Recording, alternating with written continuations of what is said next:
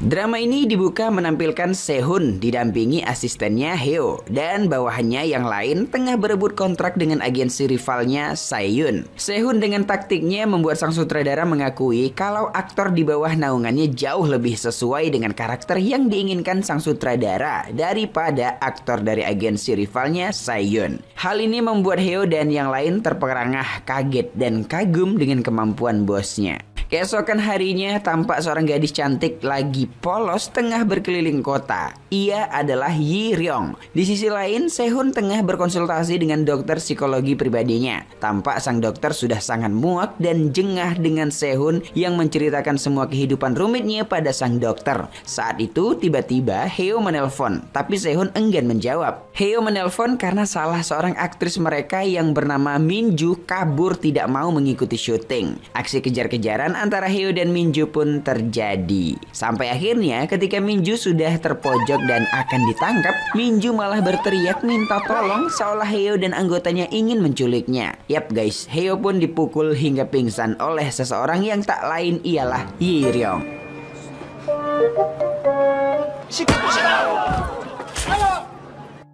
Mengetahui kalau Minju kabur, Sehun langsung murka dan tancap gas mencarinya. Sementara Heo mulai frustasi siapa yang akan menggantikan Minju jika Minju kabur. Saat itu ia melihat Yi Ryong dan memohon agar Yi Ryong membantunya. Tapi kemudian ia tidak jadi memohon dan memarahi Yi Ryong yang telah memukulnya. Heo kemudian mengancam ia akan melaporkan Yi Ryong ke kantor polisi. Yi Ryong membela diri kalau tadi ia mendengar Heo dan anggotanya akan menculik wanita. Makanya ia memukul Heo. Heo pun tetap kekeh bahwa perbuatan Yi Ryong salah dan menawarkan Yi Ryong mau dilaporkan ke polisi atau membantunya. Yap, dengan berat hati akhirnya Yi Ryong membantu Heo dengan mengikuti syuting pemotretan menggantikan Minju. 앰뷸런스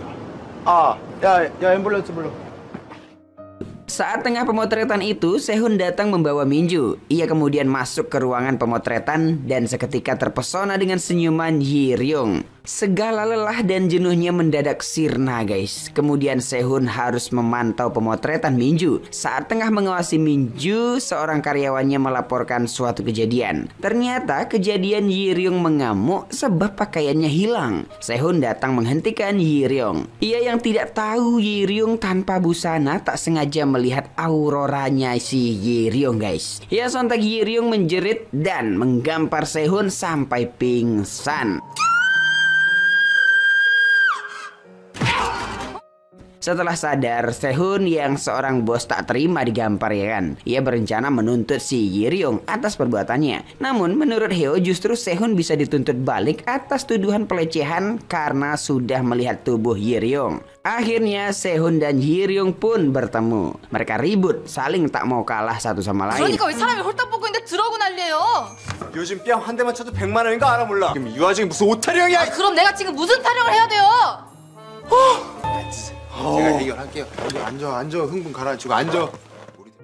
Sehun yang tak terima digampar dan Yi Ryong tak terima tubuhnya dilihat oleh Sehun. Heo pun melerai, menyuruh keduanya tenang. Saat tengah menenangkan diri di hadapan Yi Ryong, Sehun mulai memandangi wajah Yi Ryong yang menurutnya sekarang biasa aja. Tapi guys, tiba-tiba terlintas di pikirannya saat Yi Ryong di pemotretan tadi yang terlihat begitu mempesona dan memiliki potensi menjadi artis yang terkenal, yang tentunya akan menguntungkan ya kan. Sehun pun pergi untuk memikirkan suatu rencana. Saat kembali, Sehun langsung mengatakan kalau benar ia telah berbuat salah dan mengakui kesalahannya itu. Nah, sebagai permintaan maaf, Sehun mengatakan ia akan membesarkan nama Yi Ryong. Maksudnya ia akan mempopulerkan Yi Ryong. Namun, sayang, Yi Ryong tidak minat sama sekali guys. Ia menolak tawaran itu mentah-mentah, membuat Sehun merasa terhina sekaligus makin tertantang. Karena baru kali ini, ia mendapatkan orang yang tidak mau menjadi artis di bawah naungannya. Yi Ryong terus menolak dan ingin pulang. Namun terus juga dicegah oleh Sehun yang sangat ingin Yi Ryong menjadi artis agensinya. Karena kesal terus dicegah ya kan. Akhirnya Yi Ryong mendorong Sehun sampai terjatuh dan pingsan lagi guys. 이 와중에 무슨 옷 타령이야? 그럼 내가 지금 무슨 타령을 해야 돼요? 이상한 사람이네. Yiryong mulai panik namun Heo menenangkannya dan menyuruh Yiryong pulang saja. Heo terlihat sangat senang karena baru kali ini ada manusia yang seberani itu pada Sehun. 내가 진짜 한번 밀어버리고 싶었거든. Tak lama, Sehun sadar dan mengamuk pada Heo yang membiarkan mangsanya pergi begitu saja. Sehun pun nekat mengejar Yiryong. Setelah berhasil menemukan Yiryong dan membawa ke agensinya, Yiryong malah mendatangkan Sayun beserta pengacara dan mengancam akan menuntut Sehun. Ya, akhirnya mau tak mau Sehun pun membiarkan Yiryong pergi. Sehun sangat kesal karena Yiryong pergi begitu saja. Ditambah lagi, Yiryong malah melibatkan Sayun yang membuat Sehun bertanya-tanya kenapa rivalnya itu bisa mengenal Yiryong juga. Di tengah rasa kesalnya itu guys, Heo mendapat informasi penting. Ternyata awal mula Sayun bisa mengenal Yiryong karena hobi hiking Sayun. Saat tengah hiking, Sayun tersesat di hutan. Ia kemudian ditolong oleh seorang gadis yang tinggal di pegunungan. Gadis tersebut tak lain adalah Yiryong. Yiryong membawa Sayun ke rumahnya dan memasakkannya. Sayun pun langsung jatuh hati pada Yiryong. Saat akan memberikan uang sebagai tanda terima kasih, Yiryong menolak dengan mengatakan kalau menerima uang bisa membawa keberuntungan atau kemalangan. Mendengar kisah itu, Sehun makin tertarik pada Yiryong karena karakternya. Ia makin gigih ingin memasukkan Yiryong ke agensinya. Ia menemui dokter psikologinya dan mengatakan selama ini ia hampir kehilangan semangat hidup karena telah mencapai semua yang ia inginkan. Tapi kehadiran Yiryong yang berbeda dari perempuan pada umumnya membuat Sehun mendapat semangat baru dan tujuan hidup yang baru, yaitu membuat Yiryong menjadi bintang terkenal. Usai cerita panjang lebar pada psikologinya, Sehun pun menyampaikan kalau beberapa hari ke depan tidak akan menemui dokter psikologinya itu. Sang dokter terlihat begitu girang.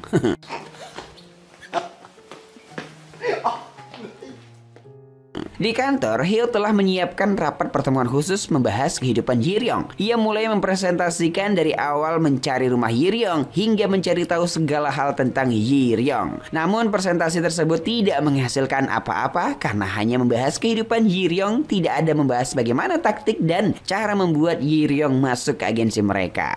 Sehun sangat kesal dengan ketidakbecusan para karyawannya dan memarahi mereka semua. Muak dengan kerja karyawannya yang gak beres ya kan? Keesokannya Sehun nekat pergi naik ke gunung seorang diri untuk menemui Yiryong. Awalnya ia pede guys bisa menggunakan mobil mewahnya sampai ke atas gunung. Namun ternyata tidak bisa dan ia harus berjalan kaki. Tanpa bantuan apa-apa, Sehun terus masuk ke dalam hutan dan mendaki gunung. Sampai akhirnya guys, Sehun yang sudah begitu lelah menemukan rumah Yiryong. Namun di sana Yiryong tidak ada di rumah dan Sehun terpaksa menunggu di luar. Di kantor, Heo dan karyawan lain mulai heran karena Sehun tidak datang kantor dan tidak bisa dihubungi. Saking lamanya menunggu Yiryong, Sehun tertidur dan terbangun sudah malam hari. Ia kaget karena kondisi di sana gelap, tidak ada lampu. Sehun pun ngedumel sendiri. Ia kemudian mendengar bunyi air dan mencari ke sumber suara tersebut, barangkali ada manusia. Yap, yang ditemukan Sehun adalah Yiryong dalam posisi mengambang di sungai. Wow. Sehun yang berpikiran pendek mengira Yiryong tenggelam. Ia langsung terjun ke sungai untuk menyelamatkan Yiryong. Tapi ternyata guys, Yiryong ini memang sedang meditasi aja. Dia nggak tenggelam. Oh, Yiryong tentu kaget ya kan mendengar ada seseorang yang masuk ke dalam sungai. Lebih kagetnya lagi karena orang tersebut adalah Sehun. Sehun yang niat hati ingin menolong, malah dirinya yang ditolong oleh Yiryong. Karena tiba-tiba Sehun kram dan nyaris tenggelam.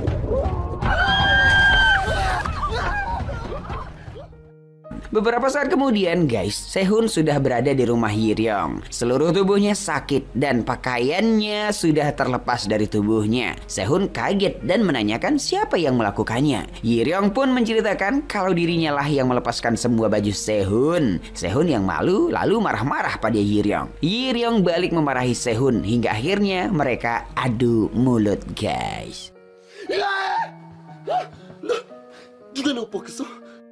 Saat ditanya kenapa Sehun bisa sampai ke rumahnya, Sehun pun berbelit-belit menjawabnya.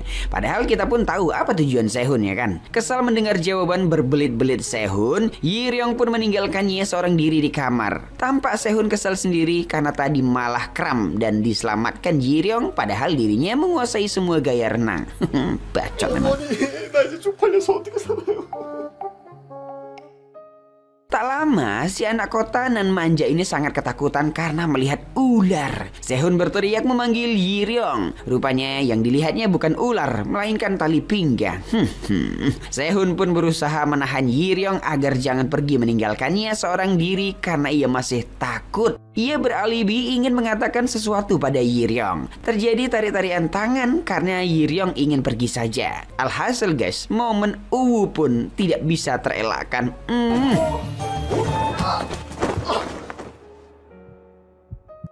Lagi-lagi Sehun terpana dengan wajah manis Mbak Yiryong. Saat suasana mulai canggung, akhirnya mereka saling salting dan Yiryong kembali ke kamarnya. Tak lama Sehun menyusul Yiryong ke kamarnya karena ingin melanjutkan pembicaraan mereka tadi. Tapi Yiryong enggan membukakan pintu. Yap, Sehun yang penakut mulai ketakutan dan merengek minta dibukakan pintu. Sampai akhirnya karena kesal malam itu, Yiryong pun tidur bersama Sehun. Tapi tangan Sehun diikat agar tidak macam-macam guys.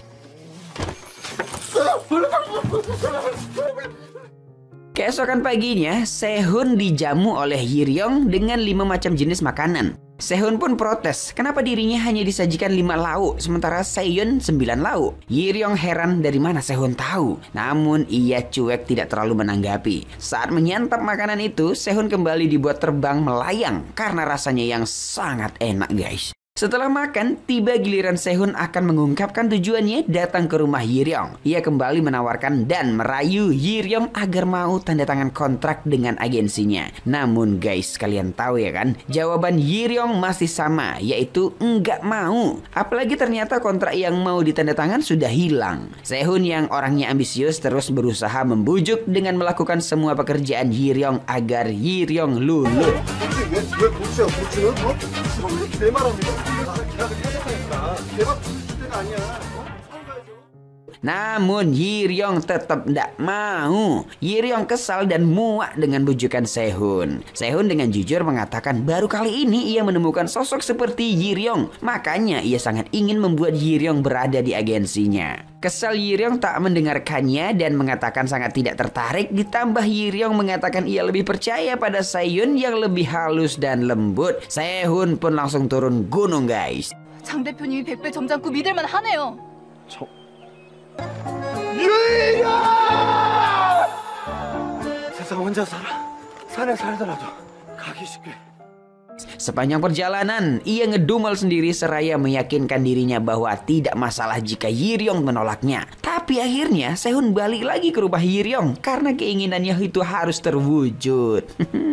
Sampai di sana ia melihat Yiryong tengah ngobrol dengan seorang pria. Terdapat percikan api cemburu di hati Sehun guys. Lantas Sehun pun tak jadi membicarakan kontrak lagi. Lalu memberikan kartu namanya jika Yiryong setuju dengan kontraknya. Ia pun turun gunung dan mengajak pria itu juga. Setelah turun gunung, Sehun kembali ke kantornya dalam keadaan marah. Semua karyawannya menjadi korban uring-uringannya. Bahkan Monster X yang sedang latihan untuk comeback juga menjadi korban guys. Sampai akhirnya Hyo menyinggung apakah Sehun berhasil merekrut Yiryong. Sehun langsung enggan menjawab dan menghindari Hyo. Hal ini membuat Hyo jadi tahu kalau seharian Sehun tidak datang ke kantor dan tidak bisa dihubungi karena menemui Yiryong. Sehun lalu memarahi Hyo karena diam saja. Lagi-lagi ia marah-marah nggak jelas guys. Membuat Hyo bingung apa yang terjadi dengan bosnya itu. Hyo pun memberanikan diri bertanya apakah bosnya itu menyukai Yiryong. Langsung dengan cepat dan ngegas Sehun menjawab tidak suka lalu pergi meninggalkan Hyo. Sikapnya ini malah membuat Hyo tambah yakin ya kan kalau sebenarnya Sehun menyukai Yiryong dan ingin menaklukkannya.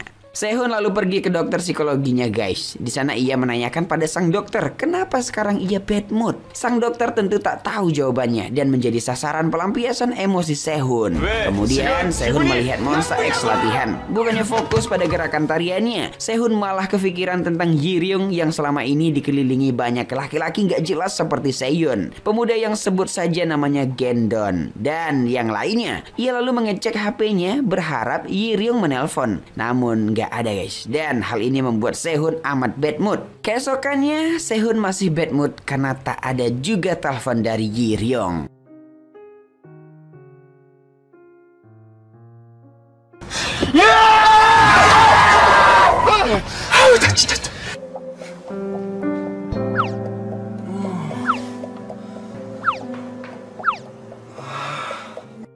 Sehun mulai menyusun suatu rencana. Kesal karena Seyun mendapat 9 lauk sementara dirinya hanya 5, Sehun pun menaikkan rumor kencan artis agensinya dengan artis agensi Seyun agar agensi Seyun terkena skandal. Namun lucunya guys, Sehun itu tidak mau mengakui kalau rumor yang ia buat ini karena permasalahan 9 lauk. Ia menyebut pada Hyo kalau ia tidak suka Seyun ikut campur saat masalah Yiryung waktu itu. Hyo yang tidak percaya begitu saja mencoba menyadarkan bosnya kalau ada banyak wanita lain yang bisa menggantikan posisi Yiryung. Untuk itu, ia meminta pada bosnya agar fokus pada pekerjaannya. Sebab selama Sehun mengincar Yiryung, banyak pekerjaannya yang terabaikan. Bukannya sadar akan hal itu guys, Sehun malah sadar kalau Yiryung tidak punya HP, makanya Yiryung tidak menelponnya.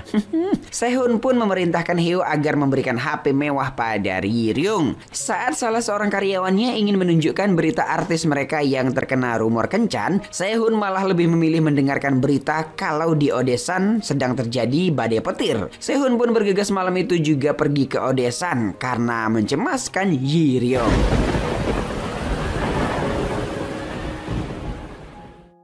Di rumah tampak Yiryung dan anjing kesayangannya memang tengah ketakutan. Tak lama Sehun pun sampai dan Yiryung langsung memeluknya.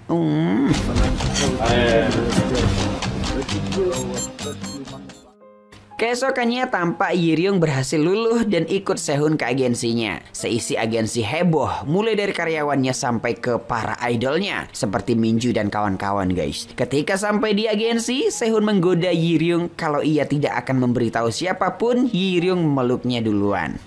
Yiryung pun malu dan kesal.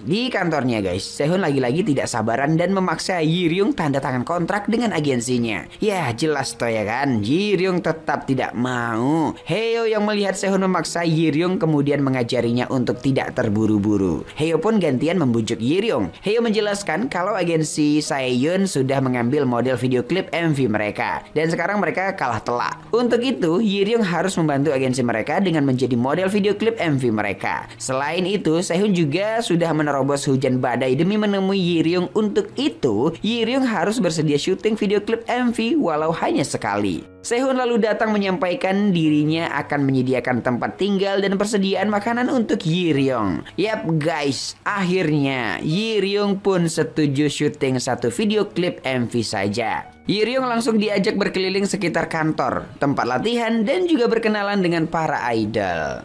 Keesokannya, pagi-pagi sekali, Sehun sudah menelpon Yiryung untuk ngajak sarapan. Tapi ternyata Yiryung sudah masak sendiri. Sehun pun tancap gas makan berdua dengan Yiryung. Sesampainya di sana, Sehun lagi-lagi protes karena tidak mendapat 9 macam lauk guys. Tidak seperti Seyun. Yiryung pun mengatakan ia tidak bisa membuat 9 macam lauk di dapur itu. Saat menyantap makanannya, Sehun tampak sangat suka karena rasanya begitu enak guys. Yiryung pun tersenyum kecil. Ia lalu mengatakan kalau dirinya tidak pernah memasakkan 9 macam lauk untuk Seyun. Waktu Seyun tersesat ia juga hanya memasak 5 jenis lauk. Menurutnya mungkin Seyun salah menghitung lauk. Sehun yang mengetahui itu langsung menceritakan pada Hyo dan 2 anggotanya yang lain. Ia terbahak-bahak menertawai kebodohan Seyun, rivalnya yang tidak pandai menghitung lauk. Ya, mood Sehun benar-benar bagus saat ini. Berbeda sekali saat ia cemburu yang selalu uring-uringan.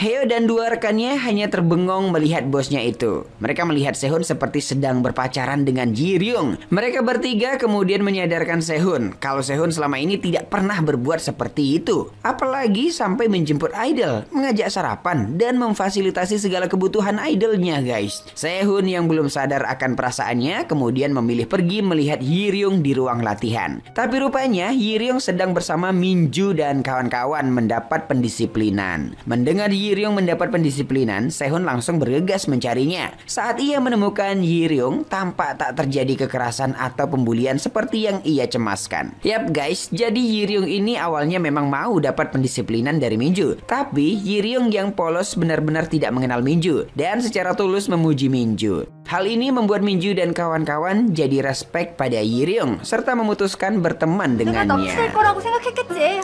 그러네요.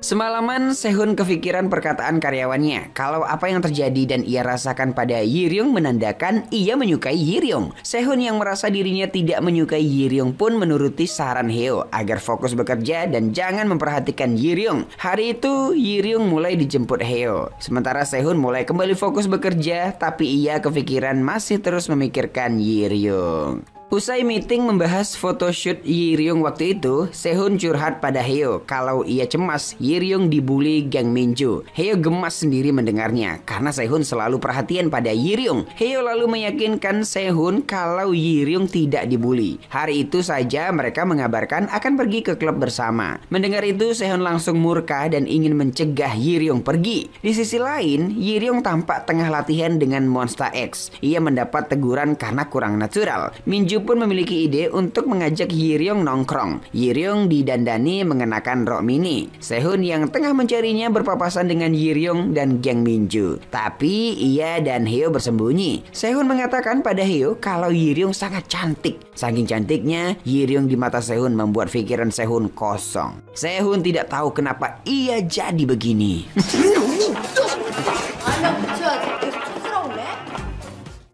Malamnya, Ji-ryung teringat kalau seharian ini ia tidak melihat wajah Sehun. Ia kemudian mengirimkan pesan untuk Sehun dan langsung ditelepon oleh Sehun saat itu juga. 클럽 같은데 안 갔어? 클럽이요? Sehun lalu mengajari Ji-ryung video call. Tapi Ji-ryung yang polos mengikuti arahan Sehun yang serius guys. Sehun pun tersenyum senang karena ia bisa melihat wajah Ji-ryung. Baru akan mengobrol, tiba-tiba Ji-ryung pergi membukakan pintu karena ada yang datang. Sehun sudah mengatakan jangan membukakan pintu, tapi Ji-ryung tidak dengar. Sehun mulai panik karena Ji-ryung dipanggil tidak menjawab. Ia juga mendengar suara benda jatuh yang membuatnya langsung berpikiran buruk. Malam itu juga Sehun menyusul Ji-ryung di kediaman dengan perasaan panik, cemas, campur aduk pokoknya. Ketika sampai, syukurlah Ji-ryung tampak baik-baik saja. Sehun lega dan langsung memeluk Ji-ryung. Setelahnya Sehun memarahi Ji-ryung yang sembarangan membuka pintu. Sehun tampak begitu cemas pada Ji-ryung. Lagi-lagi Sehun bertanya-tanya kenapa ia bisa mempertahankan Ji-ryung, kenapa jantungnya bisa berdegup kencang. Lah guys, apalah itu bang ya, karena kamu udah jatuh cinta ya. Itulah kira-kira. 때려 보라니까. 야.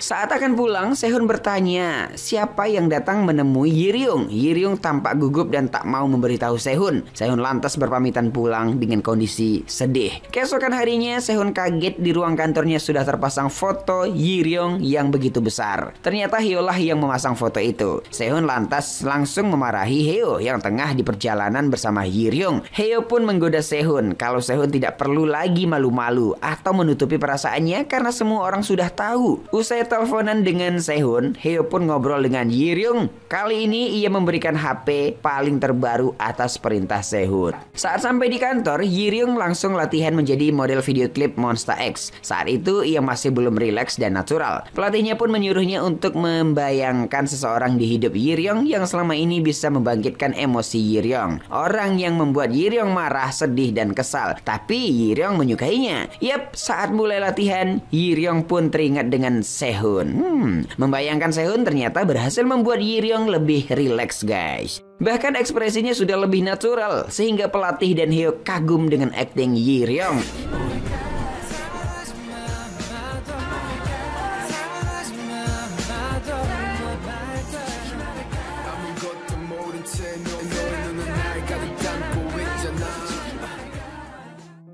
Usai latihan, Yiryong pergi ke suatu kafe menemui Sehun dan Gendon. Ternyata Sehun tak mau kalah dari Sehun, guys. Ia ingin menarik Yiryong juga ke agensinya. Tak cukup di situ, Sehun juga menceritakan keburukan Sehun dan menjelek-jelekkan nama Sehun. Sementara namanya dan agensinya ia sanjung-sanjung lebih baik dari agensi Sehun. Hal ini membuat Yiryong jadi tidak nyaman pada Sehun.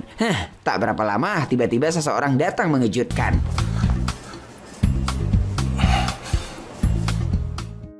Ya guys, siapa lagi ya kan? Orang tersebut tak lain ialah Sehun yang tampak begitu marah. 알았을까? 저 대표 많이 신기해. 누가 내 옷 벗겼어? 나 왜 홀딱 벗고 있어? 날 우습게 보는데 내가 힘으로 따지면 내가 너를 어떻게...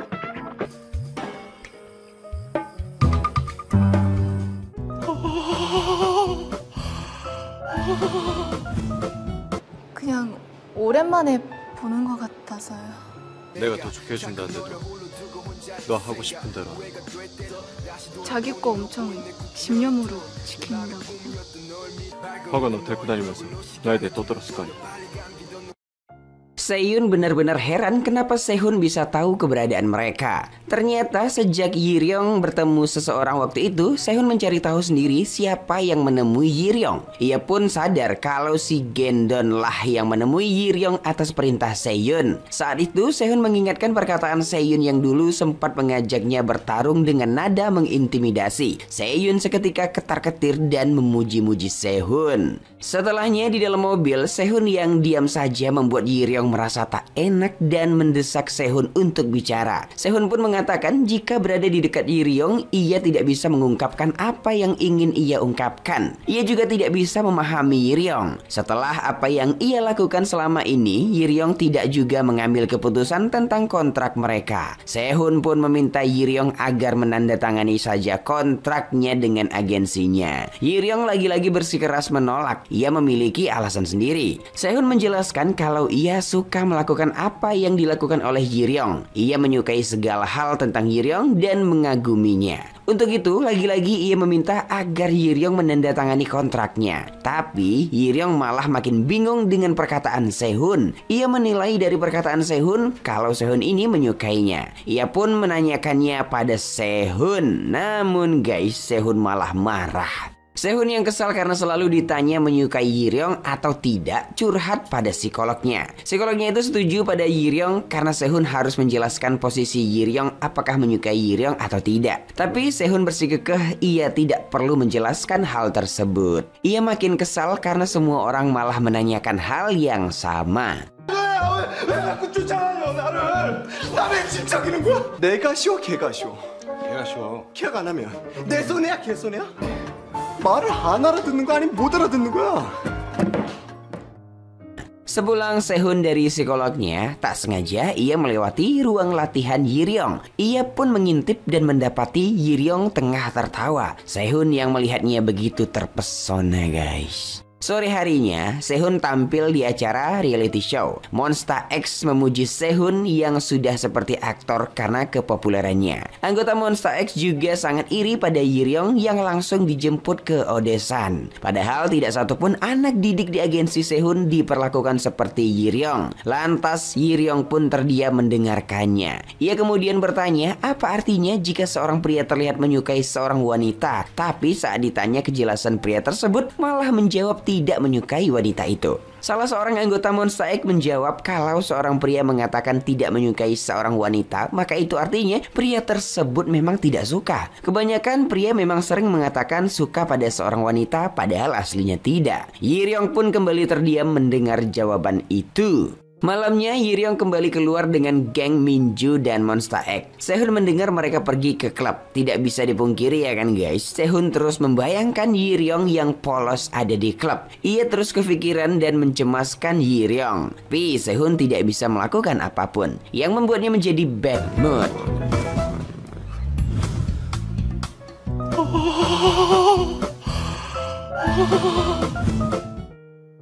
Sementara itu, sepulang Yiryong di kamarnya, ia kesal karena Sehun tidak ada menghubunginya. Ia ingin sekali menghubungi Sehun, tapi ia teringat Sehun pasti sangat sibuk dan dirinya juga tidak tekan kontak dengan Sehun. Yiryong pun mengurungkan niatnya.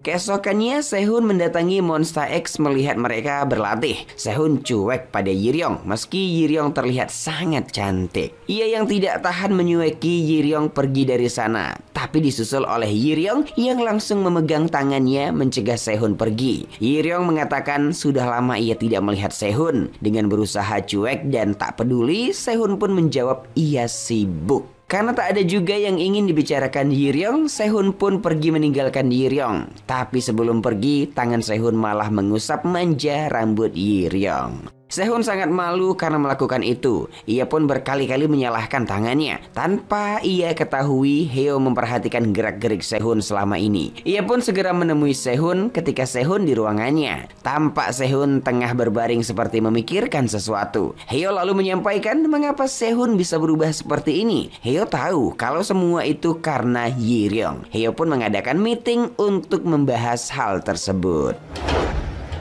1, 2, 3. Berhari-hari mereka meeting sampai Sehun tidak sadar kalau Yiryong dan Monsta X telah melakukan syuting MV. Sepanjang syuting, lagunya yang relate dengan kisahnya membuat Yiryong selalu kepikiran saat-saat dirinya bersama dengan Sehun. Alhasil, aktingnya jadi sangat natural.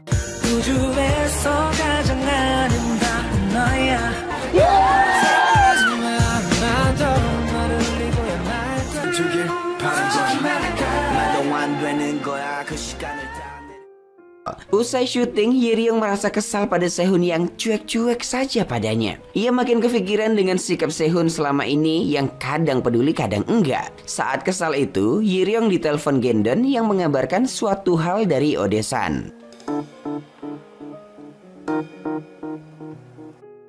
Nah, beberapa saat kemudian, ya kan guys, Yiryong pun menemui Sehun di ruangannya. Tapi Sehun malah seperti menutupi sesuatu dan enggan Yiryong tahu. Sikap Sehun ini membuat Yiryong makin kesal dan pergi meninggalkan Sehun. Yap guys, usut punya usut. Meeting yang dilakukan Sehun dan Heo adalah meeting agar Sehun bisa mendapatkan hati Yiryong dan menjadi pria sejati layaknya yang diidamkan banyak wanita. Keesokannya Sehun pun mempraktekkan ilmu yang telah didapatnya dari meeting dengan Heo. Ia datang menemui Yiryong sambil membawa bunga.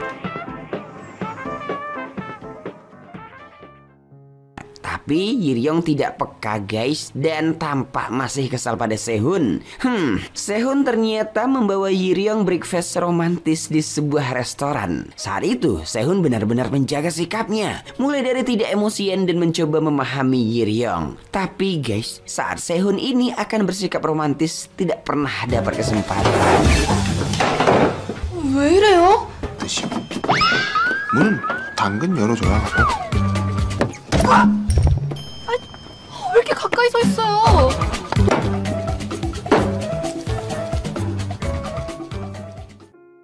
Saat makan, Sehun gagal fokus sampai tidak menyentuh makanannya. Karena hari itu Yiryong tampak sangat cantik dengan bibirnya yang merah menggoda. Sayangnya Yiryong ini nggak peka sobat. Dia malah merasa aneh dengan perubahan sikap Sehun. Yiryong kemudian mengatakan selama ini ia telah banyak bergantung pada Sehun. Dan karena syuting MV-nya telah selesai, Yiryong pun pamit pada Sehun ingin pulang ke Odesan. Seketika Sehun shock ya kan? Karena ia kira Yiryong akan menandatangani kontraknya serta tinggal di Seoul untuk waktu yang lama. Tidak dipungkiri, Sehun saat itu ia kecewa. Tapi meski kecewa, Sehun tetap mengantar Yiryong pulang sampai ke Odesan. Ketika kembali ke kantornya, Sehun pun tampak merengek guys, kayak bocah tak kesampaian kemauannya. Heo lalu menanyakan kenapa Sehun tidak mengungkapkan saja kalau ia menyukai Yiryong. Tapi Sehun ini lagi-lagi menepis kalau ia tidak menyukai Yiryong. Heo juga menanyakan apa sebenarnya alasan Yiryong tidak menandatangani kontraknya. Dan seketika Sehun pun teringat ia belum menanyakan alasannya. Yap, Sehun benar-benar kacau. Keesokannya Sehun juga tampak murung. Begitu Tentu seterusnya, hari-hari Sehun bak pria patah hati. Bahkan saat Sehun melihat Monsaek latihan, ia sampai seolah melihat Yiryong ada di sana. Padahal yang ia lihat hanyalah khayalan Sehun saja. Sehun benar-benar tidak tahan. Ia ingin menemui Yiryong di Odesan dan membawanya kembali ke agensi untuk teken kontrak. Namun Heo mencegah Sehun dengan mengatakan untuk sekarang lebih baik Sehun menunggu saja. Tapi Sehun enggan mendengar Heo dan tetap pergi ke Odesan. 야! 야! 야, 너 뭐 하는 거야? 아니, 어디 가세요? 어디 가세요? 야, 어디서 못 찾겠어. 기회다! Sesampainya Sehun di sana, ia kaget karena rumah Yiryong dalam keadaan kosong seperti tidak berpenghuni. Ternyata sobat, Yiryong ini udah pergi ke rumah tantenya. Waktu itu Gendon mencegahnya dan mengatakan kalau Sehun ini pasti sama aja dengan Seyun yang sekarang susah dihubungi. Sontak Yiryong membela Sehun kalau Sehun tidak sejahat itu. Lagian ia juga merasa kalau Sehun ini menyukainya. Tapi Gendon malah menertawakannya dan mengatakan kalau sifat baik Sehun hanyalah karena ia ingin Yiryong teken kontrak. Yiryong tidak boleh naif dan harus membuka mata kalau orang-orang Seoul sebenarnya jahat dan menakutkan. Yiryong pun jadi terhasut guys. Ia mematikan telepon pemberian Sehun dan pamit pergi ke rumah adik ibunya. Sementara Sehun yang telah kembali ke kantornya dan baru mendapat kabar tentang Yiryong yang tinggal bersama tantenya tampak hanya diam dengan tatapan dalam. Ternyata Sehun memikirkan mengapa malam itu ia tidak berada di sisi Yiryong. Padahal Yiryong sangat takut, kilat dan guntur. Ia mencurhatkan hal itu pada psikolognya. Sang psikolog lalu mengatakan jika Yiryong pergi maka biar saja ia pergi. Sehun sudah cukup menderita selama ini. Sehun juga tidak bisa mengelak dari kenyataan kalau perasaannya tidak berbalas. Emosi Sehun terus naik turun bak roller coaster guys. Usai menemui psikolognya, Sehun menangis di ruangannya karena menyesal mengapa tak ia katakan kalau ia menyukai Yiryong. Kini Yiryong entah di mana dan ia mungkin tidak bisa bertemu Yiryong lagi. 좋아하니까 그래야 되잖아! 그래도 되잖아! 갖고 싶어! 갖고 싶단 말이야! Sementara saat larut malam, Sehun sudah tegar dan menelpon Heo hanya untuk menyampaikan kalau menurutnya Yiryong lah yang rugi karena tidak bisa berpacaran dengan Sehun yang memiliki segalanya. Sementara Yiryong hanya bermodalkan cantik. Namun lagi-lagi, aduh, perasaan Sehun masih saja menyukai Yiryong. Ia menanyakan apakah Heo sudah mendapatkan informasi keberadaan Yiryong. SNS도 안 하지, 이메일도 안 하지, 그런 사람. 그런 애한테도 안 넘어가는 게 난데. 아, 그러니까 케이크 좀 그만 드시고 이제 좀. Nah, keesokannya tampak Yiryong membantu tantenya yang memiliki usaha tempat makan. Ia kesal mendengar para siswi menggosipkan dirinya yang berada di MV Monsta X. Beberapa saat kemudian, saat Yiryong yang tengah memotong gimbap seperti melihat Sehun berjalan di luar tempat makannya, ia sontak mengejar pria tersebut. Saat ia hampiri, ternyata pria tersebut bukanlah Sehun.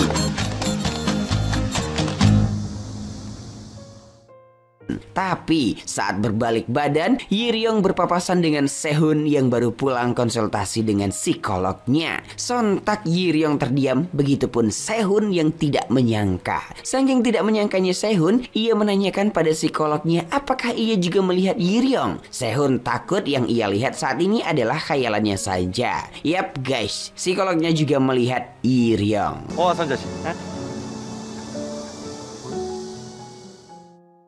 Keduanya kemudian memutuskan pergi ke taman untuk bicara. Di sana Sehun disuruh diam dan Yiryong yang bicara. Yiryong mengatakan sampai kapanpun ia tidak mau menandatangani kontrak dengan Sehun karena telah berjanji pada kakeknya. Dulu mendiang sang ibu merupakan pemenang ajang Miss Kecantikan. Demi mengejar karirnya itu, sang ibu rela meninggalkan Yiryong kecil. Bahkan ayah Yiryong sampai meninggal dunia karena kepergian ibunya. Sang kakek pun menasihati Yiryong agar kelak jangan menggunakan tubuh dan kecantikan untuk mendapatkan uang. Mendengar itu, Sehun pun mengatakan kenapa Yiryong tidak menyampaikannya dulu. Jika saja Yiryong menyampaikannya sejak awal, Sehun tidak akan pernah memaksa Yiryong. Situasi pun kian menghangat. Sehun kini tenang karena telah mengetahui keadaan dan kondisi Yiryong. Yap guys, usai menemui Yiryong, Sehun yang biasanya bad mood di kantor dan sedih nggak jelas, kini berubah menjadi riang dan bersemangat. Malamnya, Sehun diundang ke rumah Yiryong karena tantenya sedang berlibur. Mereka makan bersama dan menikmati momen yang kian mendekatkan hati mereka berdua. Bahkan saat itu, Yiryong benar-benar memasakkan 9 menu khusus untuk Sehun guys. Usai makan, mereka berdua pindah ke ruang televisi dan Yiryong kembali menyajikan buah-buahan. Sehun sangat senang dan memuji Yiryong adalah calon istri idaman pria. Tak sengaja Sehun juga keceplosan mengatakan Yiryong adalah wanitanya, wanita yang ia sukai. Saat Yiryong menanyakan lagi, Sehun malu dan melarang Yiryong menanyakan hal itu lagi karena toh Yiryong sudah tahu perasaannya. Sehun pun dengan romantis mengungkapkan isi hatinya selama ini. Namun guys, beberapa saat kemudian tiba-tiba telepon rumah Yiryong berdering yang ternyata dari Sehun. Sehun sontak kaget dan cemburu. Selama ini Yiryong tidak pernah menelponnya, tapi saat ini di depan matanya Yiryong malah teleponan dengan Sehun, rivalnya. Sontak suasana yang semula sudah hangat dan romantis berubah menjadi pertengkaran hebat guys. Sehun bahkan sampai pergi meninggalkan Yiryong. 먹은 거 다 차갑네 진짜. Sejak kejadian itu, hubungan mereka kembali merenggang. Pada suatu pesta ulang tahun Minju, Yiryong diundang juga untuk menghadiri. Saat itu Sehun tak mau menyapa Yiryong. Sehun malah mengusap rambut Minju seperti Sehun dulu mengusap rambutnya Yiryong. Tak cukup di situ, Sehun dihampiri seorang wanita yang kemudian menggodanya. Sehun membiarkan wanita itu menggodanya agar Yiryong cemburu. Kejadian itu pun makin memperkeruh suasana. Yiryong yang masih menunggu telepon dari Sehun dan Sehun yang masih kesal karena Yiryong malah menelpon Sehun. Hingga suatu hari akhirnya Yiryong menelpon Sehun. Yiryong menelpon karena dirinya tengah sakit dan harus dirawat di rumah sakit. Karena tantenya masih liburan, ia meminta Sehun agar menjadi walinya. Mendengar pujaannya sakit ya kan, sontak Sehun langsung menyusulnya. Di sana tanpa amarah, Sehun menjaga Yiryong dengan baik. Sehun bahkan bersyukur karena Yiryong mau menelponnya. Sehun kemudian menyuruh Yiryong untuk tidur. Saat tidur itu guys, terjadi keributan di rumah sakit dan dengan romantis Sehun menutup kuping Yiryong agar Yiryong tidak terbangun.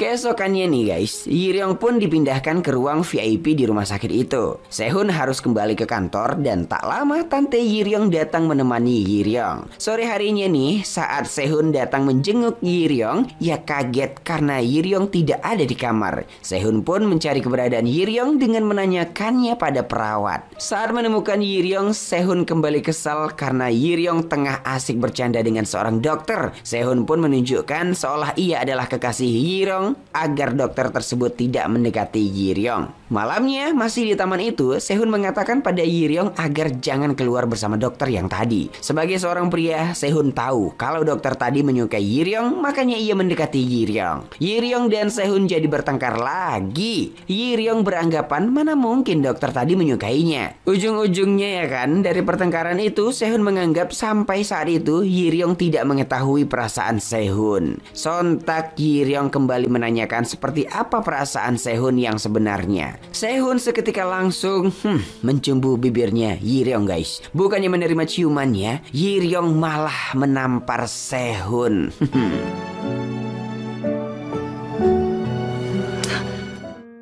Sehun pun mengatakan dengan apa yang selama ini ia katakan dan lakukan untuk Yiryong, mengapa Yiryong masih pura-pura tidak tahu. Yap guys, mereka kembali asing. Sehun kembali kecewa namun masih mengharapkan Yiryong. Begitupun Yiryong yang sudah keluar dari rumah sakit merasa canggung dan tidak berani menelpon Sehun. Di sisi lain, MV Monsta X meledak. Booming di seluruh penjuru Korea. Banyak yang memuja Yiryong karena kecantikannya. Suatu hari, Yiryong dan Minju bertemu. Minju curhat putus dengan kekasihnya. Tak lama Sehun datang menjemput Minju yang lagi-lagi ternyata kabur dari syuting. Sehun dan Yiryong tampak saling canggung. Bahkan Sehun menahan agar tidak terlalu peduli dengan Yiryong. Usut punya usut, ternyata di malam saat mereka bertengkar di rumah sakit, Sehun memberikan pilihan pada Yiryong agar Yiryong jujur akan perasaannya. Jika Yiryong tidak menyukai Sehun, maka Sehun akan berhenti mengejar Yiryong. Untuk itu, Yiryong harus segera menemui Sehun dan mengungkapkan perasaannya. Sore harinya, Yiryong mendapat kabar dari Minju kalau Sehun akan pergi ke China. Mengetahui itu, Yiryong langsung panik karena ia belum mengungkapkan perasaannya. Yiryong berusaha menelpon Sehun tapi tidak diangkat. Tak mau kehabisan waktu dan kehilangan Sehun, Yiryong pun nekat menemui Sehun meski cuaca hujan. Tak sengaja, HP Yiryong terjatuh ke jalan dan ia akan mengambilnya. Yiryong nyaris tertabrak, namun berhasil dicegah oleh Sehun. Yap, Sehun pun langsung memarahi kecerobohan Yiryong. Sontak Yiryong langsung memeluk Sehun dan mengungkapkan perasaannya bahwa sebenarnya selama ini Yiryong juga menyukai Sehun. 그쪽을 좋아하나 봐요. Yiryong pun meminta pada Sehun agar jangan pergi. Usai berhasil mengungkapkan perasaannya, Sehun pun membawa Yiryong berteduh di mobilnya. Saat itu ternyata Sehun ingin menemui Yiryong sebelum berangkat. Ia pun senang karena mendengar pengakuan Yiryong. Dalam situasi yang romantis dan sudah saling memiliki perasaan yang sama, Sehun pun mencium Yiryong sebagai bentuk rasa cintanya.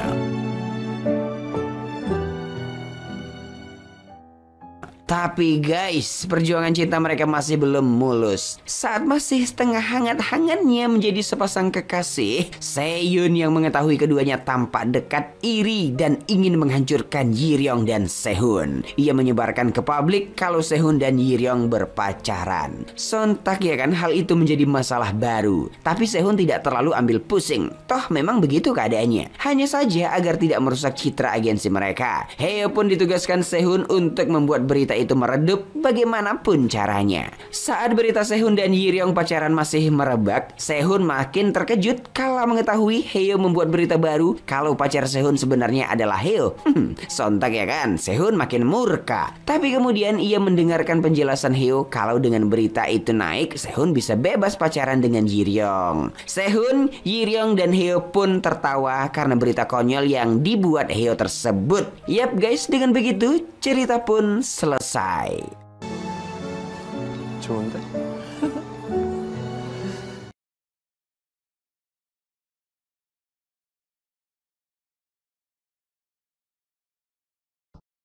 Suatu hari di kamar, seorang wanita cantik yang merupakan pengrajin batu permata tampak sedang mendesain batu permata karyanya. Wanita cantik itu bernama Lee Ruby. Dia sangat senang dan ceria dengan dunianya yang selalu memperhatikan setiap batu permata. Namun di balik keceriaannya, Ruby memiliki gangguan kecemasan. Untuk ketemu orang baru aja, itu sangat membuatnya begitu cemas. Apalagi ketemu dengan orang banyak. Wow, itu akan lebih membuatnya takut. Nah itulah kenapa hari-hari Ruby hanya menyendiri di kamar dengan ditemani perlengkapan batu permatanya. Pagi itu selain tentang batu, hal unik yang selalu dilakukannya setiap pagi yaitu memperhatikan lelaki yang disukainya menggunakan teropong. Ya, dari kejauhan Ruby hanya bisa melihat dan mengagumi sosok pria yang dijulukinya sebagai Pangeran Batu Virus. Karena selain tampan, pria itu menggunakan gelang batu virus. Itu membuat Ruby semakin mengaguminya.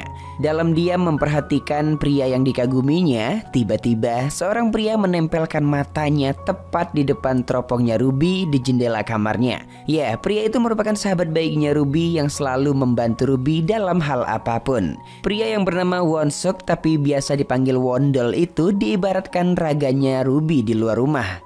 Pagi itu Wondol masuk ke kamarnya Ruby lalu memberikan sebuah paket, di mana hari itu Ruby menjadi pemenang dalam penghargaan karya batu permata. Di sana dengan penuh semangat Wondol mendokumentasikannya hingga mengumumkan kemenangan Ruby ala MC gitulah ya. Dan tentu itu membuat Ruby terdiam lalu kemudian bahagia tak terkira. Namun Ruby setelahnya terdiam seketika mendengar ucapan Wondol, di mana kantor yang menaunginya menyuruh Ruby untuk datang ke kantor hari itu. Seolah tak sanggup, Ruby pun menolaknya. Namun Wondol dengan cara persahabatan mereka yang begitu dekat memaksa Ruby untuk segera pergi. Akhirnya dengan penuh keterpaksaan Ruby pun pergi. Di luar rumahnya terlihat Ruby begitu cemas, seperti orang yang baru memijakkan kakinya di bumi. Namun guys, Wondol terus memaksanya. Jadi Ruby ini merupakan pegawai di sebuah perusahaan permata. Entah gimana caranya Ruby diperbolehkan untuk kerja dari rumah. Orang kantor nggak tahu guys kalau Ruby ini mengidap gangguan kecemasan. Cuma Wondol yang tahu. Nah, setibanya di perusahaan, direkturnya yang bernama Dan Hobak yang sudah dianggapnya sebagai ibu serta sponsornya menyambut kedatangan Ruby. Mereka yang begitu dekat berpelukan karena Ruby berhasil menerima penghargaan. Namun Ruby terdiam ketika mendengar Bu Direktur mengatakan bahwa Ruby harus datang dalam acara penghargaan tersebut. Ibu itu juga sempat memarahi Ruby layaknya seperti orang tua memarahi anak. Karena ini kesempatan Ruby untuk bisa meluncurkan brandnya sendiri. Jangan sampai nggak datang. Mendengar itu Ruby kembali terdiam seolah jiwanya terpanggil demi keberhasilannya. Ditambah si Wondol ngompor-ngompori kalau Ruby nggak mau musuh bebuyutannya si Yubiju yang akan mengambil alih. Ruby yang berat hati karena takut terus disemangati oleh Wondol dan Bu Direktur. 이루비 고마워. 잘 봐줄게. 내가 같이 가줄게. 가는 거다. 어?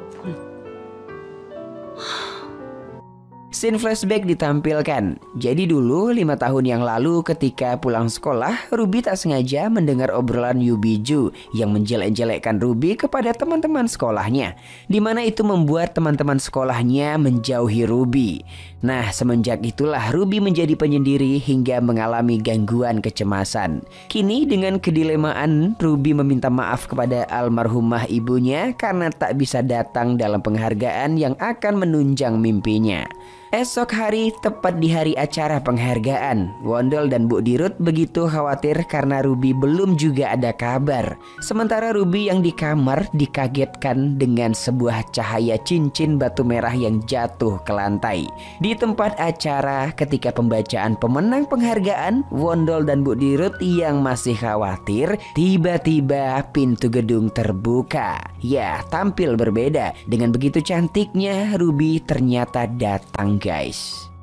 Yap, Ruby pun diberi penghargaan di sana dan itu membuat Bu Dirut dan Wondol sangat bahagia. Setelah acara selesai, di luar gedung Wondol menanyakan, "Kok bisa?"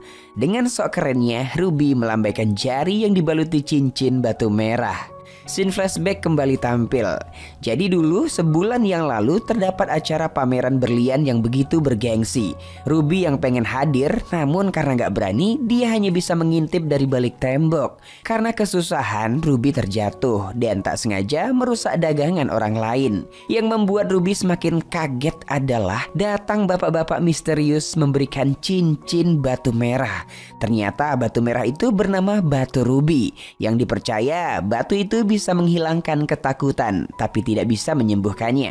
Tapi sayangnya guys, cincin Ruby itu bisa digunakan hanya dalam 3 kali kesempatan saja.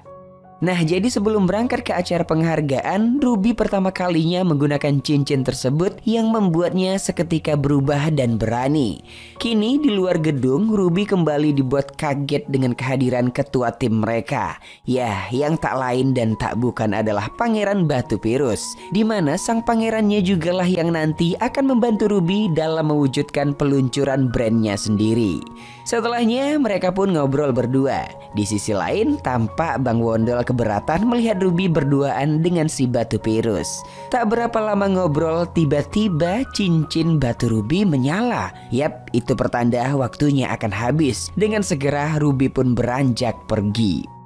Wondol yang khawatir mengikuti Ruby. Ternyata benar guys, Ruby telah kembali seperti semula. Ruby pun memberitahukan penyebabnya kepada Wondol. Nah ternyata batu itu selain kesempatannya cuma 3 kali, cincin batu Ruby ketika digunakan hanya bekerja dalam waktu 3 jam saja guys. Setelahnya Wondol menenangkan Ruby dengan memberikan hadiah berupa gelang. Kemudian ketika beranjak pergi, Yubiju melihat keadaan Ruby yang telah berubah seperti semula. Esok harinya Ruby berjanji kepada foto mendiang ibunya ke depan ia akan bekerja keras. Dengan penuh semangat setelahnya Ruby membersihkan seluruh isi rumahnya. Wondol yang baru datang juga turut membantu. Bersih-bersih sembari bercanda membuat Ruby terpeleset lalu dengan segera Wondol membantunya.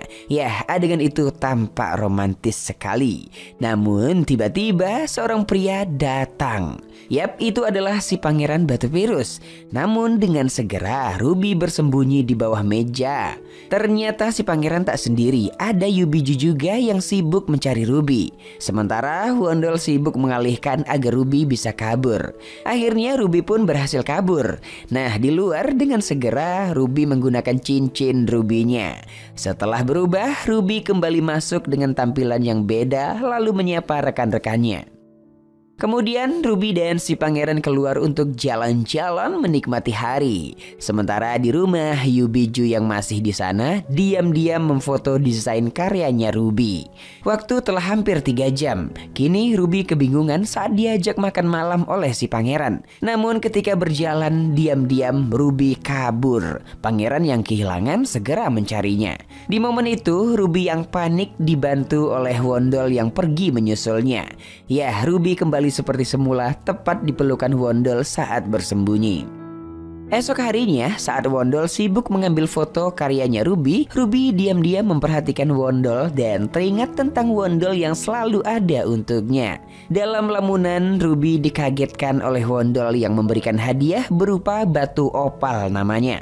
Ketika Wondol ingin menyampaikan makna dari batu opal itu, tiba-tiba Bu Dirut menelpon lalu mengabarkan bahwa desain karyanya Ruby telah ditiru bahkan dijual oleh seseorang. Padahal itu desain akan menjadi barang pertunjukan. Ruby yang tak percaya itu bisa terjadi semakin dibuat kaget karena pertunjukan akan digelar seminggu lagi dan ia harus memikirkan desain yang baru. Dengan penuh kebingungan, Ruby pun pergi begitu saja. Hari besoknya, Ruby yang kesal hanya menyibukkan diri di rumahnya. Sementara Bang Wondol mencoba mencari tahu siapa pelaku pencuri desain karyanya Ruby itu. Di suatu tempat, Wondol mendatangi seseorang yang diduga membeli desainnya. Wondol mencari tahu siapa penjualnya dengan menunjukkan foto seseorang di HP-nya. Yap, setelahnya Wondol yang mengunjungi rumah Ruby melaporkan pada Bu Dirut bahwa Ruby bukanlah pelakunya. Kemudian Wondol yang berniat membangkitkan semangat Ruby untuk membuat desain yang baru. Seketika Ruby marah karena nggak akan bisa dalam waktu seminggu untuk membuatnya. Namun tiba-tiba lampu mati guys. Dan ya akhirnya mereka berduaan ditemani banyak lilin malam itu. Di sana Wondol memberanikan diri untuk memulai percakapan. Ia meminta maaf, bisa jadi ini karena batu opal yang diberikannya, di mana batu opal dipercaya akan membawa sial. Namun Wondol menyampaikan arti opal yang sesungguhnya. Akhirnya setelah keduanya saling memaafkan, Ruby mendapat sebuah ide ketika meletakkan batu opal ke dalam gelas berisikan air. Yap, hari demi hari Ruby dan Wondol dipenuhi untuk meriset segalanya, di mana Ruby pengen membuat batu permata yang bisa mengabulkan keinginan orang lain. Sementara Bu Dirut akan membantu agar semua pihak dapat setuju dengan idenya. Nah, ketika desain sudah siap, Ruby, Bu Dirut, dan Wondol pergi ke pengrajin logam untuk mencetak desain yang dibuat oleh Ruby. Awalnya Pak pengrajin menolak karena nggak akan mungkin bisa cepat selesai. Namun karena mereka semua memohon dengan sangat, akhirnya si bapak luluh. Nah, beberapa hari berikutnya yang dibuat telah jadi, dan itu membuat Wondol dan Ruby bahagia hingga berpelukan. Malam harinya mereka pulang jalan kaki. Saat itu Ruby yang begitu lelahnya digendong oleh Bang Wondol. Setibanya di rumah, ketika meletakkan Ruby ke atas sofa, tak sengaja entah apa yang terjadi, Wondol jatuh dan kedua bibir mendarat begitu indahnya. Pagi harinya ketika bangun dari tidur, Ruby sontak teringat dengan tragedi indah yang terjadi tadi malam. Namun tiba-tiba Ruby dikagetkan ada orang kantor yang menelponnya mengatakan bahwa presentasi dipercepat jadi jam 10. Yap, dengan segera Ruby pun bergegas memanfaatkan cincin batu rubinya. Namun setibanya di kantor, ternyata rapat tidak dipercepat, tetap jam 5 sore. Kesal mendengar hal itu, ternyata itu ulahnya Yubiju yang sengaja mengerjai Ruby. Melihat Yubiju mengatakan itu pada Ruby, Wondol segera mengancam dengan melihatkan foto pembeli karyanya Ruby yang dicurinya waktu itu. Akhirnya Biju diam tanpa kata lalu menjauh. Siang itu di rumahnya Ruby, tampak Mbak Ruby begitu kesalnya karena telah membuang kesempatan terakhirnya menggunakan cincin batu Ruby. Namun Wondol yang di sana kembali menyemangati, tapi Ruby malah marah. Ia tak akan bisa, katanya. Mendengar itu, Wondol tak tinggal diam. Ia pun langsung memarahi Ruby dengan kata-kata bijaknya. Lalu setelahnya Wondol pergi dengan meninggalkan barang-barangnya di rumah Ruby. Setelah Wondol pergi, saking kesalnya Ruby, tak sengaja ia menjatuhkan barang Wondol. Ya, salah satunya sebuah kamera. Dengan segera Ruby mengambil kamera tersebut karena takut rusak. Namun ketika melihat kamera itu, Ruby dikagetkan dengan foto-foto Ruby yang selalu diambil oleh Wondol. Bahkan terdapat sebuah video yang dimana itu membuat Ruby senyum-senyum terpesona mendengar ucapan Bang Wondol yang tak sengaja direkamnya ketika di rumah Ruby. Wondol seolah ngobrol dengan foto mendiang ibunya Ruby tentang perasaannya. Di video itu Wondol juga menyimpan sesuatu di rumah Ruby dan berharap Ruby akan menemukannya. Yap, karena Ruby telah melihat video itu, segera Ruby melihat kotak yang sengaja disimpan Wondol. Di dalam kotak tersebut berisikan sebuah surat dan batu permata, di mana surat itu bertuliskan seperti permata yang tidak bercahaya di saat gelap. Begitu juga dengan kau yang akan tetap dengan caramu sendiri. Dengan penuh girang, Ruby mencoba melihat batu permata kecil yang ternyata ada tulisannya, yaitu I Ruby You. Yap, itu membuat Ruby begitu bahagianya walau tak mengerti apa artinya. Akhirnya karena kekuatan cinta, Ruby melepaskan cincin Ruby lalu segera bersiap-siap untuk menghadiri presentasi. Sementara di kantor, Wondol dan Bu Dirut kembali dikhawatirkan karena takut Ruby nggak hadir. Namun mereka semua dikasih kejutan oleh Mbak Ruby. Tanpa cincin batu Ruby, Ruby datang dengan busana yang begitu cantiknya menggunakan kalung berliuntinkan batu permata yang diberikan oleh Wondol. Singkatnya, presentasi pun dilakukan oleh Ruby di depan banyak tamu. Tampak Ruby begitu percaya dirinya dan semua orang yang mendengar tampak terpana dengan idenya Ruby. Setelah semuanya selesai, Ruby menghampiri Wondol yang berada di luar ruang presentasi. Di sana, Wondol yang tahu Ruby telah menemukannya, seketika Ruby menanyakan, apa maksud tulisan I Ruby You? Wondol yang salah tingkah ragu-ragu mengatakannya. Namun akhirnya Wondol menyampaikan arti I Ruby You versi dirinya itu adalah aku cinta padamu. Mendengar ucapan Wondol, Ruby memberikan sebuah hadiah kalung di mana itu merupakan hasil karyanya yang menempel batu Ruby di liontinnya. Itu artinya kini Ruby telah menjadi milik Wondol. Mereka pun berpelukan. Indahnya lagi, sore itu kedua pasang bibir mendarat dengan sempurna. Indah banget kan? Oke guys, tamat.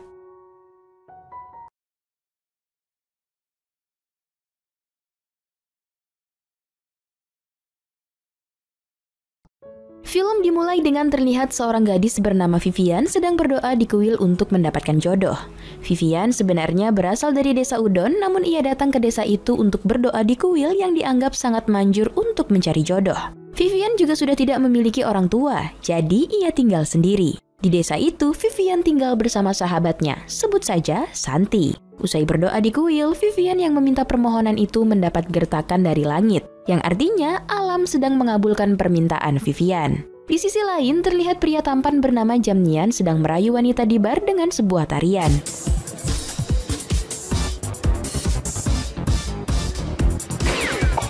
Sedangkan pria yang lucu bernama Tohmon sedang merayu wanita di tepi pantai. Kembali ke bar karena merayu wanita yang disukai salah satu gangster di sana, Jamnian berada dalam bahaya. Pengasuh Jamnian dan Tohmon mengetahui jika Jamnian dalam bahaya, menghidupkan petasan untuk memberitahu Tohmon jika Jamnian membutuhkan bantuan. Petasan itu dilihat oleh Tohmon dan ia langsung bergegas ke lokasi. Jadi mereka adalah kakak beradik. Sesampainya di bar, Jamnian bisa mengelak dari semua botol yang dilempar ke arahnya. Namun saat itu Jamnian ditahan oleh para gangster. Hingga tibalah Tohmon membantu dan melumpuhkan ketua gangster. Tohmon tahu jika Jamnian bermasalah pasti gara-gara wanita. Di sisi lain, terlihat bos geng Crop Pants yang bernama Tuan Kajon dari keamanan pasar memarahi salah satu anak buahnya yang gagal meminta uang keamanan pada orang-orang pasar. Jadi, Jamnian dan Tohmon juga bekerja di sini, tapi akhir-akhir ini mereka tidak datang untuk memungut uang keamanan. Bahkan, mereka tidak hadir saat rapat minggu itu. Scene berpindah kepada Jamnian dan Tohmon yang dimarahi oleh pengasuh mereka dan menyuruh mereka untuk pergi ke rumah Tuan Kajon pada hari penyembahan leluhur pada tanggal 8. Keesokan harinya, Vivian kembali ke kuil untuk berdoa. Seorang nenek menawarkan dupa dengan harga 80 bat untuk 2 dupa. Namun menurut Vivian itu terlalu mahal. Namun nenek meyakinkan Vivian untuk membeli itu. Setelahnya, Vivian membeli 2 dupa dan ia memberikan uang 100 bat. Namun sang nenek tidak mau memberikan kembalian. Tiba-tiba Jamnian dan Tohmon datang untuk berdoa. Nenek juga menawarkan dupa dengan harga 20 bat. Vivian yang telah pergi dari sana kembali dan memarahi si nenek. Kemudian memberikan dupa yang ada di tangan nenek kepada mereka sebagai kembaliannya tadi. Pertemuan pertama membuat Jamnian dan Tohmon merasa terpana. Lalu Tohmon menyapa dan mengantar Vivian ke depan dan menyaksikan ia pulang dengan Santi yang dijemput oleh Jorake kekasihnya menggunakan becak. Keesokan harinya, Santi mengajak Vivian untuk makan siang di sebuah kedai yang sering ia kunjungi. Jamnian melihat Vivian di kedai itu dan mampir di sana untuk pura-pura makan. Setelah Vivian dan Santi, usai makan, Jamnian mendatangi meja mereka. Vivian memberi kode kepada Santi untuk pergi duluan dari sana. Alhasil, Jamnian pun mengantar Vivian pulang. Namun sayangnya, kunci motor yang tadinya Jamnian letak di motornya telah hilang. Ya, sudah pasti itu adalah ulahnya Tohmon. Ia pun tiba dan menawarkan untuk mengantar Vivian. Akhirnya, Vivian pulang bersama Tohmon. Saat itu juga, Tohmon melempar kunci yang diambilnya tadi ke arah Jamnian. Kali ini, dia kalah dari Tohmon. Sebelum kembali ke rumah, Tohmon mengajak Vivian untuk singgah di tepi pantai dan menanyakan laki-laki seperti apa yang didoakan Vivian di kuil. Vivian mengatakan jika ia menginginkan lelaki yang baik. ผมก็แค่พยายามเก็บอาการให้คุณรู้ว่าผมชอบคุณ Malam harinya, Tohmon memutuskan akan keluar dari geng Crop Pants. Jamnian yang mengira jika Tohmon keluar karena Vivian juga memutuskan untuk keluar dari geng itu. Pengasuh mereka merasa mereka sudah kelewatan sebab demi perempuan meninggalkan geng itu. Pengasuh Jamnian mendatangi Vivian dan memarahinya sebab Vivian telah membuat mereka ingin keluar dari geng dan berubah menjadi orang baik. ทำดีแล้วมันจะแย่ยังไงล่ะคะ ก็แย่เพราะเธอไง Keesokan harinya, Tuan Kajon sedang berbincang dengan anak buahnya dan membicarakan kedudukan orang terkaya di keluarga mereka. Tiba-tiba, Jamnian dan Tohmon datang untuk mengundurkan diri dari geng itu yang membuat Tuan Kajon marah. Anak buahnya sudah ingin menghajarnya, namun Tuan Kajon tidak membiarkan mereka menyakitinya.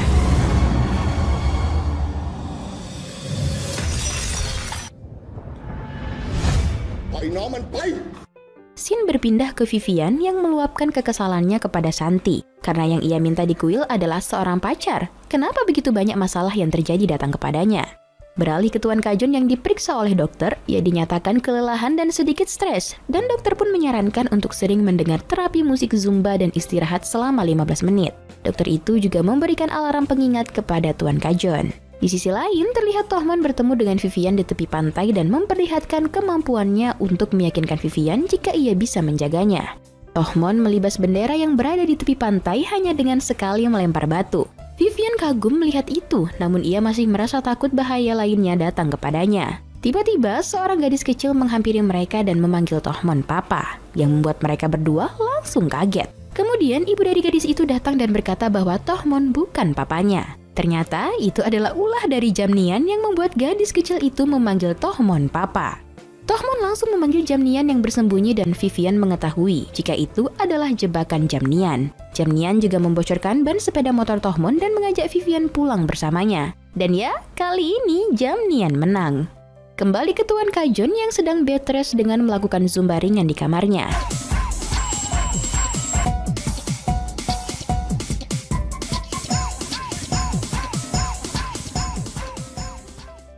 Lanjut, Tohmon kemudian membeli racun untuk sakit perut kepada pedagang untuk mengerjai Jamnian lagi. Tiba-tiba, geng Kropens datang untuk meminta uang keamanan kepada para pedagang. Tohmon yang melihat itu langsung bertindak dan menghajar mereka. Tapi saat Tohmon tertangkap, Jamnian datang membantu dan menyelamatkan Tohmon.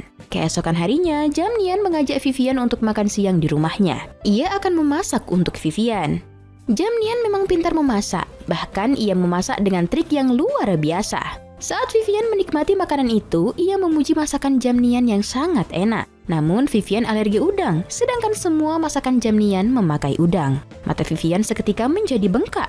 Jamnian menertawai kondisi muka Vivian. Tiba-tiba, Tohmon datang dan melemparkan racun dari kejauhan ke dalam sup yang sudah diganti oleh Jamnian untuk Vivian. Tadinya, ia ingin memasukkan racun itu ke mangkok Jamnian. Namun, karena Vivian tidak dapat melihat Jamnian menyuapinya yang menyebabkan mulut mereka berbusa, Tohmon datang menghampiri mereka. Tidak sengaja, ia terpeleset dan menyebabkan mereka bertiga keracunan. พวกคุณเคยจริงจังอะไรกับชีวิตกันบ้างหรือว่าแกล้งสนุกกันไปวัน อันนี้มันเลยมันอะทำมึงไม่ต้องเปลี่ยนเรื่องเลยเขาพูดเรื่องยาพิษอยู่ Malam harinya, Vivian bercerita tentang kejadian hari ini kepada Santi, dan ia ingin berniat putus dengan mereka berdua. Di rumah Tuan Kajun, Seomon dan Seudon melaporkan kepada Tuan Kajun jika Jamnian dan Tohmon menggagalkan mereka meminta uang kepada pedagang. Tuan Kajun hanya berkata kepada mereka berdua untuk menyelesaikan itu. Keesokan harinya, Jamnian berjalan di pasar dan geng Kropens menyerangnya. Awalnya, Jamnian dapat melumpuhkan mereka. Namun tiba-tiba ia diserang oleh Seomon dengan siletnya. Kemudian Tohmon datang untuk membantu dengan menepis silet yang mengambang di udara itu menggunakan piring terbang. Tapi anehnya, Tohmon malah menyerang Jamnian dengan itu berkali-kali dan terjadilah perkelahian antara mereka yang membuat geng Kropens merasa heran. ตกลงเราสองคนมีผลอะไรกับมันสองตัวไหม Di rumah Santi, Vivian memohon kepada Tuhan untuk menunjukkan siapakah yang harus ia pilih di antara keduanya. Sedangkan di rumah Jamnian dan Tohmon, mereka masih saja berkelahi dan pengasuh meleraikan perkelahian mereka dengan mengatakan untuk menyatakan cinta mereka lebih dulu kepada Vivian. Dan akhirnya mereka berdua berlari ke kuil untuk menemui Vivian dan melamarnya. Karena keduanya sama-sama melamar Vivian, ia pun bingung. Lalu Jorake membantu Vivian mengambil keputusan untuk membuat pilihan dengan cara menembak diri mereka sendiri. Namun Vivian tidak mau itu terjadi dan mengajak mereka berdua berbicara. Lalu Jamnian mengusulkan untuk melakukan pernikahan berkelompok agar adil dan mereka semua setuju. กฎหมายมันทำได้ด้วยวะกังโฟดูแคสนี้หน่อยงั้นถ้าใช้กฎหมายไม่ได้ก็ไม่ต้องใช้ไปแต่งงานกันเลย Keesokan harinya, Vivian, Jamnian, dan Tohmon melangsungkan pernikahan. Vivian tampak cantik dengan gaun putihnya, sedangkan Jamnian dan Tohmon tampak gagah dengan jas birunya. Saat memberikan kata sambutan, Jamnian dan Tohmon berebut untuk berbicara. Di tengah acara, Tuan Kajun yang mengetahui pernikahan berkelompok itu datang dan mengacau di sana. Membuat keributan di pernikahan itu, Tohmon akhirnya melawan pria bertongkat dan ia mengalahkan mereka dengan membuat Seudon dan Seomon tertusuk tongkat itu. Geng Kropens bubar dari sana.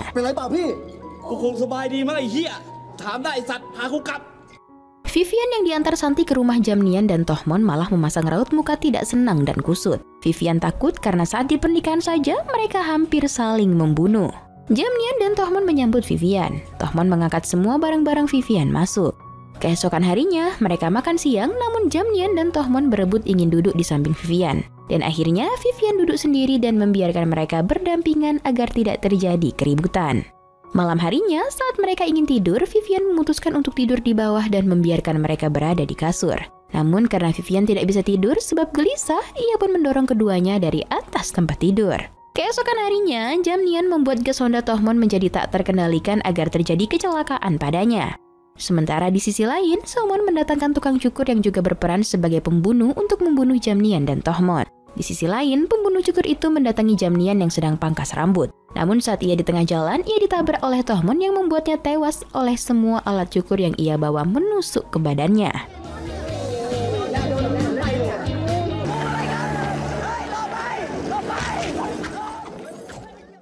Salah satu anak buah geng Kropens melaporkan kejadian itu. Tuan Kajun marah karena semua suruhan Seomon tidak ada yang becus. Kembali ke rumah Jamnian, ia ingin mengantar Vivian pergi. Namun Tohmon datang dengan keadaan kucel memarahi Jamnian karena ia tahu sepeda motornya bermasalah pasti ulah Jamnian. Lanjut cerita, Tuan Kajun akhirnya menyewa seseorang yang hebat dalam bermain bumerang yang dapat membunuh dari jarak jauh, yaitu Angry.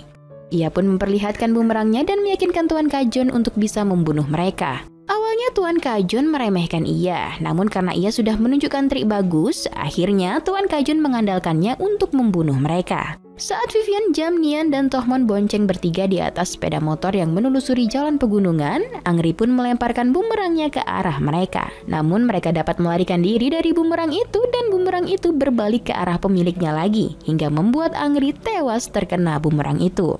Malam harinya, karena Vivian ketakutan banyak bahaya yang mendatanginya, ia pun berniat untuk pergi dari rumah itu. Namun Tohmon menghalangi itu dan berjanji akan menjaga Vivian, dan akhirnya ia ingin mencium Vivian, namun digagalkan oleh Jamnian. Saat Tohmon ingin mencium Vivian, Jamnian dengan cepat mencium Vivian. Dan saat percobaan kedua, Tohmon mencoba mencium Vivian. Lagi-lagi, Jamnian malah menggantikan Vivian. Alhasil, yang berciuman malah Jamnian dan Tohmon.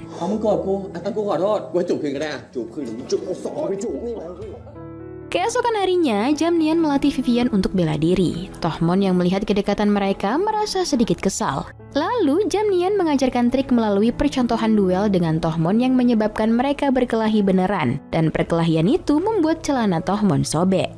Scene berpindah ke Tuan Kajun di mana dokter mengatakan jika penyakitnya semakin parah. Ia malah mengusir dokter itu dari sana. Kembali ke rumah Jamnian, geng Kropens datang untuk menangkap Vivian. Jorakia menghalangi mereka sementara Vivian kabur dengan sepeda motor. Namun geng Kropens berhasil mengejar Vivian dan menangkapnya. Mereka membawanya ke rumah Tuan Kajun untuk menjadi sandera agar Jamnian dan Tohmon menyerahkan semua aset yang mereka miliki dan menukarnya dengan Vivian. Namun di sana, Vivian mencoba melawan dengan mengalahkan satu persatu dari mereka dengan trik yang sudah diajarkan Jamnian.